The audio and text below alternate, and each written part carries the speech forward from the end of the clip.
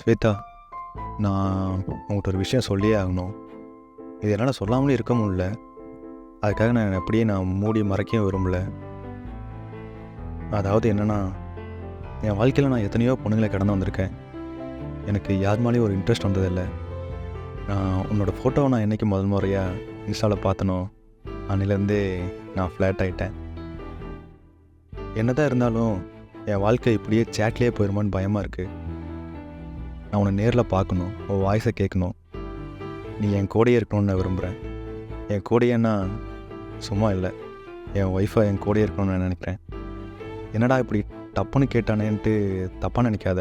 என் மனசில் பட்டு தான் நான் டப்புன்னு கேட்டேன். நீ ஓகே சொல்கிறதும் சொல்லாததும் உன் விருப்பம்தான். எது இருந்தாலும் நான் வெயிட் பண்ணுறேன்.